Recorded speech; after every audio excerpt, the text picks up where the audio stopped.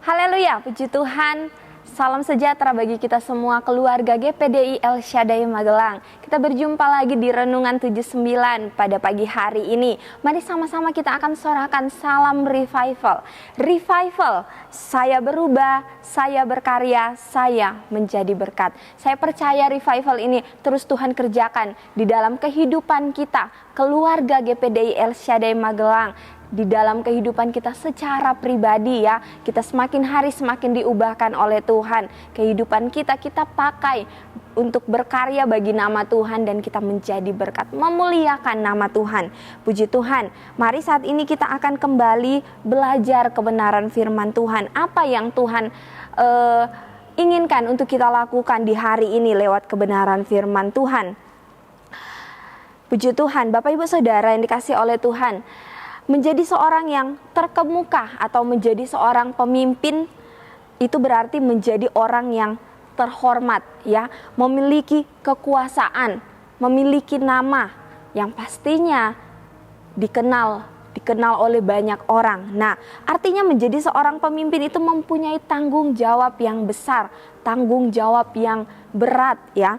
Sebab seorang pemimpin ini adalah pengambil keputusan, pengambil kebijakan berkaitan dengan hidup banyak orang-orang yang dipimpin oleh seorang pemimpin ini. Dan kita akan sama-sama melihat apa yang menjadi nasihat firman Tuhan pada kita saat ini. Mari kita buka di dalam Amsal 29 ayatnya yang ke-12.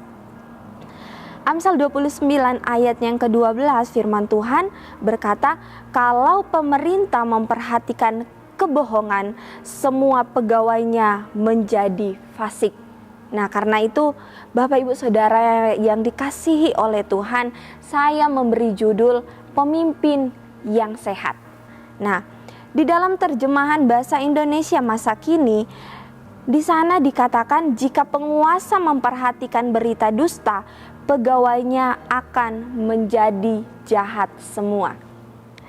Seperti penyakit yang menular ya, ketika firman Tuhan katakan ketika pemimpinnya jahat, maka semua pegawainya menjadi jahat.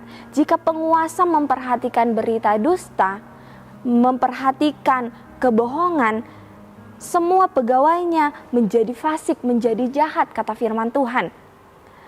Karena pemimpin ini bicara soal pengaruh ya.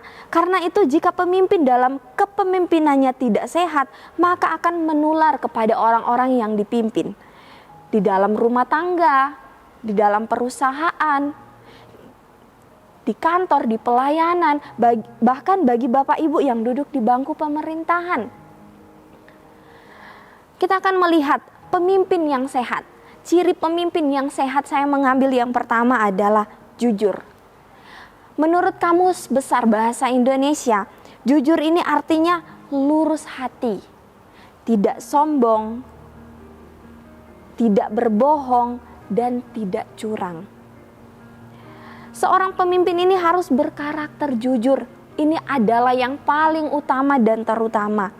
Dia harus berdiri teguh di atas kebenaran. Ya, bukan hal yang mudah menjadi pemimpin yang benar. Di masa-masa sekarang ini, bukan hal yang mudah menjadi pemimpin yang jujur di zaman sekarang ini. Bahkan di dalam 2 Timotius 3 firman Tuhan berkata, hari-hari ini akan datang masa yang sukar. Manusia hanya mencintai dirinya sendiri. Hanya menjadi hamba uang, tidak suka yang baik dan sebagainya. Difirmankan oleh Tuhan, tetapi pemimpin yang jujur itu dikatakan akan menyelamatkan banyak orang, yaitu orang-orang yang dipimpin oleh dia. Sebab pemimpin yang mengindahkan kebohongan, pemimpin yang tidak jujur, pengikutnya menjadi jahat, menjadi fasik. Itu yang dikatakan oleh firman Tuhan. Jadi jadilah pemimpin yang jujur, supaya orang-orang yang kita pimpin, orang-orang yang ada di bawah pimpinan kita juga akan menjadi orang-orang yang jujur. Ketika saudara jujur kepada bawahan saudara, saudara bekerja dengan jujur, maka orang-orang yang bekerja dengan saudara juga akan jujur kepada saudara. Di dalam Ayub 8 ayatnya yang ke-6. Saya akan bacakan di dalam Ayub 8 ayat yang ke-6. Kalau engkau bersih dan jujur, maka tentu ia akan bangkit demi engkau, dan ia akan memulihkan rumah yang adalah hakmu. Saya akan bacakan di dalam salinan firman Allah yang hidup.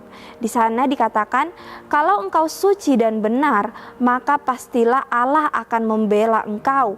Ia akan mendengarkan doamu dan mengabulkannya, dan memulihkan engkau serta kebahagiaan rumah tanggamu. Dalam keluarga, saudara sebagai kepala keluarga, suami adalah pemimpin di dalam rumah tangga, di dalam rumah, di dalam keluarga. Kepala keluarga, jadilah engkau kepala keluarga yang jujur. Kalau engkau jujur, firman Tuhan katakan, Tuhan akan memulihkan keluargamu. Dikatakan, pemulihan dari segala sesuatu itu adalah keterbukaan. Jadi, jadilah kepala keluarga, pemimpin keluarga yang jujur. Firman Tuhan katakan, kalau engkau jujur, keluargamu akan mengalami pemulihan, dan Tuhan akan memberkati rumah tanggamu dengan kebahagiaan. Ya. Yang kedua, ciri pemimpin yang sehat yaitu berintegritas. Berintegritas ini berarti punya ketetapan hati untuk melakukan, menerapkan nilai-nilai kebenaran secara konsisten. Di dalam keadaan apapun, di dalam situasi apapun. Bagaimana cara kita memperlakukan orang lain, menentukan cara orang lain memperlakukan kita, termasuk cara mereka menghormati kita. Di dalam Amsal 29 ayat yang ke-12 ini, di dalam salinan firman Allah yang hidup dikatakan, penguasa yang jahat akan mempunyai pembantu-pembantu yang jahat pula. Karena itu, pemimpin yang sehat adalah pemimpin yang berintegritas, yang menerapkan nilai-nilai yang benar dalam keadaan apapun, di dalam situasi apapun. Seperti yang tadi saya katakan, bagaimana cara kita memperlakukan orang lain, menentukan cara orang lain memperlakukan kita sebagai pemimpin, sebagai kepala, sebagai orang yang memimpin mereka.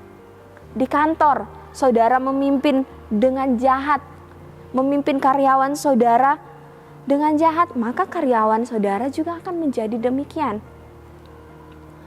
Saudara baik dalam tutur kata kepada karyawan, karyawan juga akan baik dalam bertutur kata kepada saudara.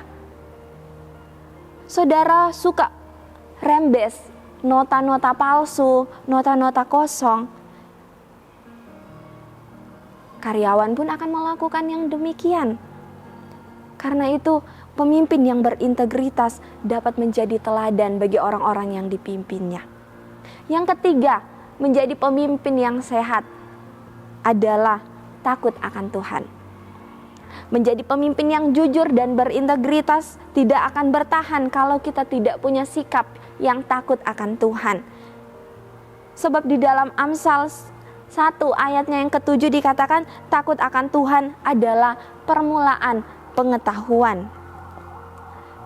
Jadi Bapak Ibu Saudara, Jemaat GPDI El Shaddai Magelang yang dikasihi oleh Tuhan, jadilah pemimpin yang sehat, pemimpin yang jujur, yang berintegritas dan takut akan Tuhan. Sehingga membawa orang-orang yang saudara pimpin, yang kita pimpin menjadi baik, memberi nilai yang baik, nilai yang positif bagi mereka, dan memberi kehidupan. Bagaimana cara kita memimpin mereka? Demikian yang akan mereka balikan kepada kita. Puji Tuhan, biar kiranya ini dapat memberkati kehidupan kita semua. Biar kiranya setiap kebenaran firman Tuhan yang ditaburi itu dapat ditanam di dalam setiap tanah-tanah hati yang baik. Kita dapat hidup setiap hari melakukan kebenaran firman Tuhan, menjadi orang-orang yang jujur, menjadi pemimpin-pemimpin yang berintegritas dan takut akan Tuhan. Puji Tuhan, terima kasih telah mengikuti Renungan 79. Bagi Bapak Ibu yang ingin didoakan untuk pokok-pokok doa tertentu, menceritakan kesaksian baik mujizat, kesembuhan, pemulihan, masalah keluarga, dan lain-lain, dapat disalurkan melalui chat WhatsApp di nomor 0813-2742-0088. Puji Tuhan, mari sama-sama kita akan tundukkan kepala kita dan kita akan berdoa. Terima kasih banyak Bapak yang baik, kami bersyukur kembali, kami naikkan segala pujian, hormat, dan kemuliaan hanya bagi Tuhan. Terima kasih Tuhan untuk setiap nasihat-nasihat-Mu lewat kebenaran firman Tuhan yang boleh kami dengarkan pada pagi hari ini. Kami percaya Tuhan, setiap firman itu tidak akan berlalu begitu saja, tetapi itu akan dapat membantu kami untuk terus bertumbuh di dalam kebenaran-kebenaran-Mu Tuhan. Jadikan kami pemimpin-pemimpin yang jujur, yang berintegritas, yang takut akan Tuhan di dalam keluarga kami. Kami sebagai kepala keluarga di dalam tempat kami di mana kami bekerja, di kantor, di sekolah Tuhan, di dalam pelayanan kami Tuhan, dimanapun Tuhan tempatkan kami, ajarkan kami untuk hidup selalu dapat melakukan kebenaran firman-Mu. Terima kasih banyak Bapak yang baik, terus Engkau memberkati keluarga GPDI El Shaddai Magelang, kesehatan, kekuatan, sukacita, damai sejahtera yang daripada Tuhan yang dikerjakan oleh Roh Kudus yang terus menjadi bagian kehidupan kami. Terima kasih banyak Bapa yang baik. Ya Allah, terima kasih telah menunjukkan kasih-Mu kepada kami. Oleh karena Kristus telah mati untuk kami ketika kami masih berdosa dan sekarang dibenarkan oleh darah-Nya. Di dalam nama Tuhan Yesus Kristus kami berdoa. Haleluya. Amin.